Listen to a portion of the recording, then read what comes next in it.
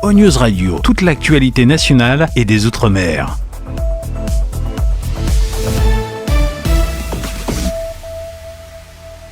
Où trouver tous les produits 100% Outre-mer ? Chez Tropic Marché à Saint-Ouen. Les fruits et légumes et toutes les spécialités salées et sucrées servies avec bonne humeur par une équipe exclusivement ultramarine. Retrouvez l'ambiance et le goût du pays chez Tropic Marché à Saint-Ouen-sur-Seine et sur tropicmarché.com.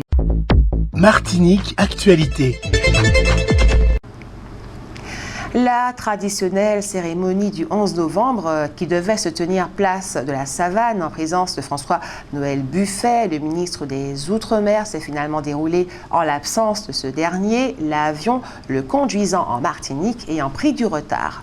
En fin de cérémonie, une poignée de militants contre la vie chère, refoulés en marge de l'événement, a pu faire entendre leur slogan réclamant une baisse des prix. Les pompiers de Martinique ont été particulièrement sollicités dimanche 10 novembre. Ils sont intervenus sur 2 importants sinistres, un à Saint-Joseph, dans une maison du quartier Grosse-Goutchère, et un autre dans l'après-midi à Lens-Alane, aux Trois-Îlets. À Saint-Joseph, le corps d'un homme d'une quarantaine d'années a été retrouvé sans vie. Un peu plus tard, en milieu d'après-midi, à Lens-Alane, une vingtaine de pompiers sont intervenus. Heureusement, ce sinistre n'a pas fait de victimes. Je vous le disais en titre, François-Noël Buffet, le ministre des Outre-mer, est en Martinique depuis hier, lundi 11 novembre. Il va y rester 4 jours. Et chose très inhabituelle, dès son arrivée, il s'est rendu à l'hôtel de Cluny, au siège de la CTM donc, où il a rencontré le président du conseil exécutif de la collectivité territoriale, Serge Letchimy. Leur entretien a duré environ 1 heure.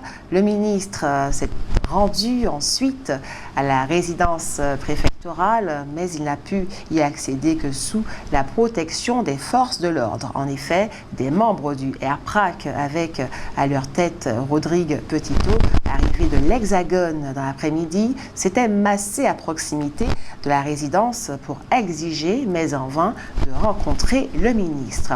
Il n'y a pas eu de heurts avec les forces de l'ordre. Cependant, en attendant l'arrivée du ministre à la résidence préfectorale, les membres du RPRAC ont pu pénétrer dans les locaux de la résidence. Une altercation a alors eu lieu entre le préfet de région et Rodrigue Petitot, le leader du RPRAC. Ce dernier a exigé de voir le ministre. Le préfet a rétorqué que ce n'était pas possible car il n'avait reçu aucune demande de rendez-vous. Le ton est monté entre les 2 hommes. Finalement, c'est sans violence que le leader du RPRAC et ses accompagnateurs ont été reconduits aux portes de la résidence par les forces de l'ordre. Après avoir démissionné du Parti progressiste martiniquais en août 2024, Steve Moreau quitte ses fonctions d'élu de la ville de Fort-de-France. Il a remis sa démission à Didier Laguerre, le maire de la ville, ce vendredi 8 novembre. Elle entre en vigueur dès sa réception par le maire. Dans une lettre publiée sur les réseaux sociaux, l'ancien élu foyalais indique qu'il souhaite reprendre sa liberté d'expression et sa liberté d'action. Et concernant les meurtres à la ZAC de Rivière-Roche, aucune interpellation n'est encore advenue. 2 personnes, on le sait, avaient pénétré dans un appartement et avaient tiré sur les personnes présentes. Bilan, 2 morts et 4 blessés, dont un enfant de 9 mois.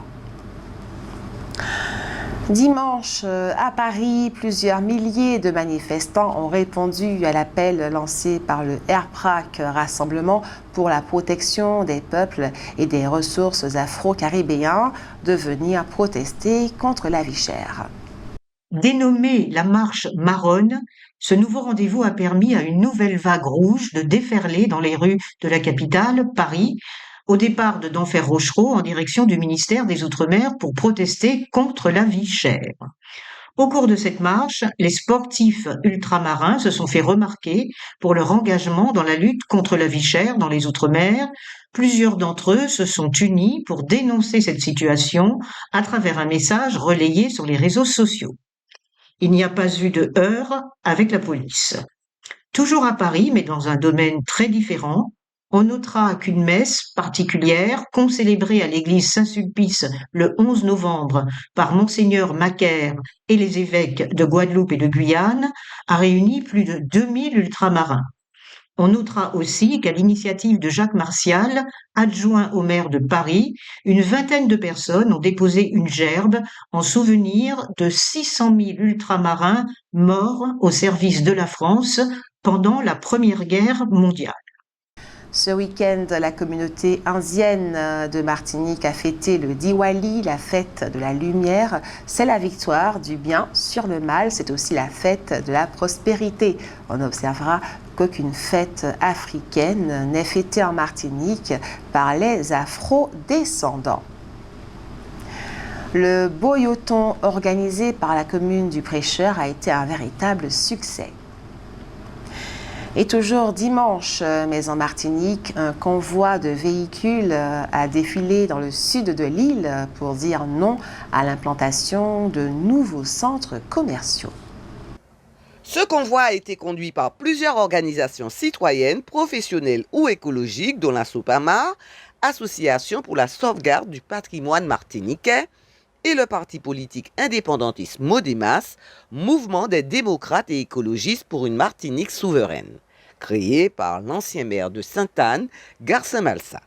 Ce convoi s'est arrêté à Ducos, à Saint-Esprit et au Vauclin. Cédric Chaillot a été rejugé durant 4 jours par la Cour d'appel de Fort-de-France. Il a eu raison de faire appel puisque finalement il écope de 16 ans de réclusion criminelle au lieu des 20 ans infligés lors de son procès devant les assises. Cédric Chaillot est le principal accusé du drame survenu le 26 juillet 2019 devant l'ancienne boîte de nuit de la zone de Californie au Lamentin.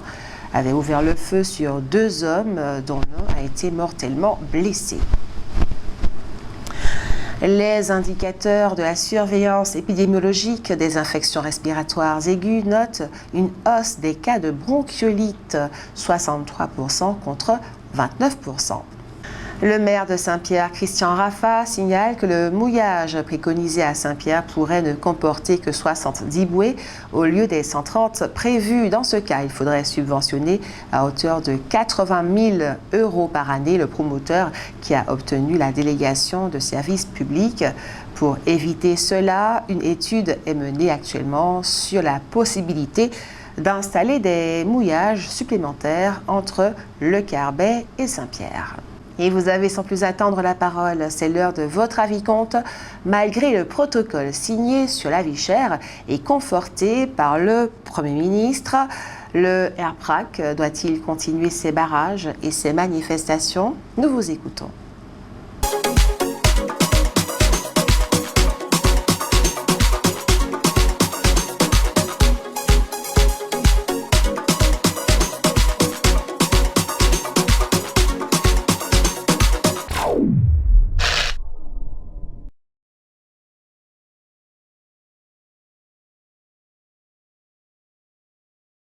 Je pense pas que ça va continuer puisque il y a déjà le premier pas de fait, c'est à faire plusieurs réunions, se revoir et puis trouver plusieurs mettre des protocoles en place quoi. C'est tout. Moi je pense que ça devrait s'arrêter là, hein. Parce que ça mène à rien pour la Martinique, hein. Plus de chômeurs, plus des entreprises qui ferment, c'est pas bon pour la population martiniquaise. Oui, ça c'est sûr, il va continuer. Ça c'est sûr. Il ne va dire rien, ça c'est sûr. Non, parce que la vie est trop chère. La vie est trop chère, puis nous avons top misère. Alors, on ne va pas nous dire que la vie a rien, rien, puis rien. Et même de ça pour ne pas la dire rien. Oui, je pense que c'est très important parce que c'est pour notre futur, pour nos enfants, et puis c'est pour le bien de chacun. Oui, il faut qu'il continue à mobiliser le peuple pour qu'on ait une fin, vraiment une réussite, pour qu'on ait la baisse des prix soit... Voilà, c'est ça.